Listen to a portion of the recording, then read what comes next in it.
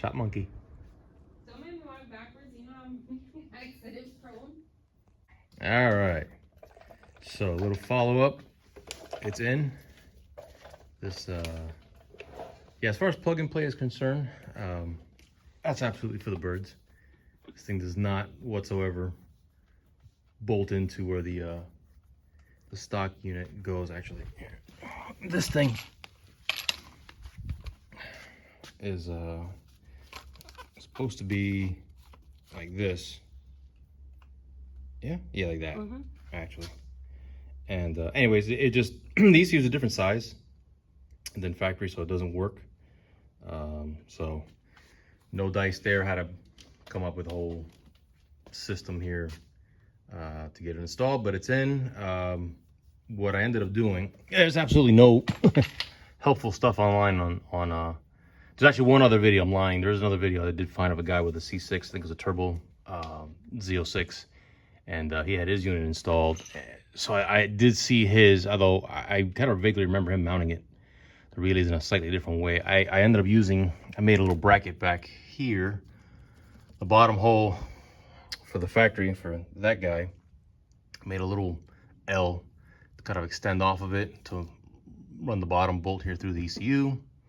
And off of this, I just made this little cheapy little bracket here. Bolted up here to bolt two relays in place. The relays are in. I use that cavity that's normally up here. It's like empty dead space to roll back the factory connectors. I had to do it one at a time. So, because otherwise you'll just never get it through here. Those connectors are like the size of a fist or something, trying to get it through there. It gives you an appreciation for women giving birth, I'll tell you that. There's no room in there at all. So do it one at a time, tuck them in, and that way you can roll this one back and plug it up there. The cool thing is doing it this way, it gave me enough in and out space to slide the factory suspension ECU in behind it, and when you bolt it down, it's all real nice and snug. I did put a little zippy zip in here just to give it so it doesn't wiggle up and down. I mean, it's tight, it didn't move at all, but a little peace of mind, put this guy in there. I don't see it going anywhere. That's it, it's in. You got a couple cables that come up here, you run through. You got your this is a CAN connector. We've got a this must be the wideband. Yeah, the one that says wideband. Input output auxiliary, and another fuel pressure connector. Then we got this guy is gonna be the next project here. Wideband controller, 2 widebands.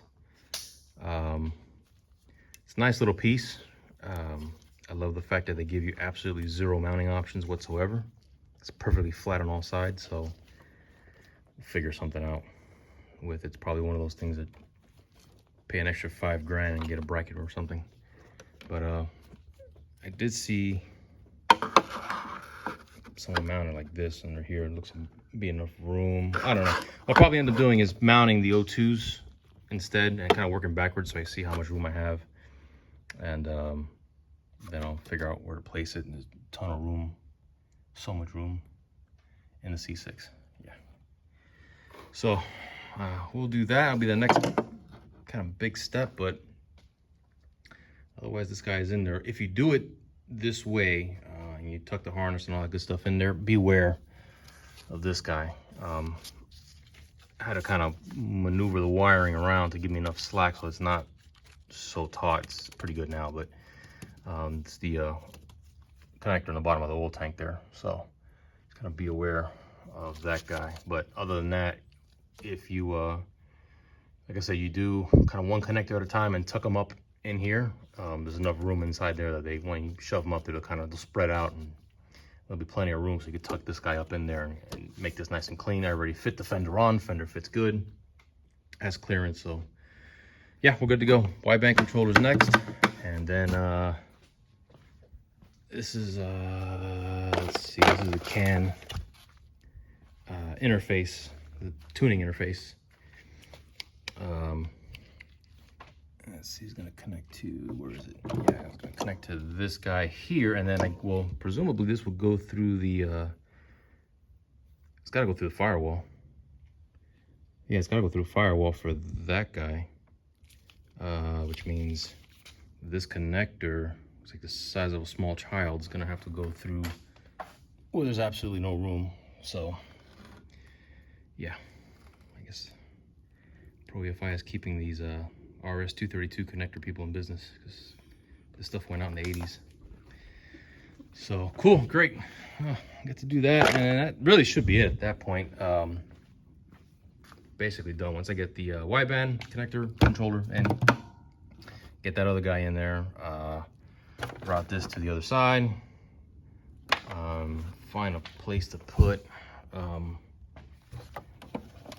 let's see, find a place to put a sensor, fuel pressure sensor. Well, if you're looking at this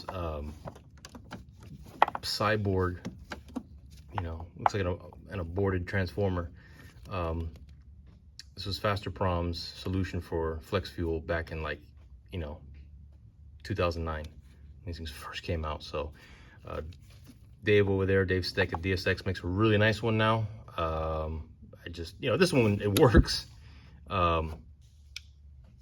Appreciate it. It's sponsored by Home Depot right here, but it does work. So I haven't bothered to change it. It looks pretty, you know, hideous, but it's functional. Now that I'm gonna have to add a sensor somewhere in here for fuel pressure, probably go ahead and get rid of this guy, get a DSX one, it's a little more compact, and that way I can figure out where to add a little manifold nut, so I can put a 1/8 MPT sensor the kit comes with. That's for this guy. That should be it. That should be it. Otherwise, we're rocking and rolling. And most importantly, here we go, right there. It's $3,500 sticker. This is it. This is what it was all about. Honestly, could have just thrown this on the card and done with it.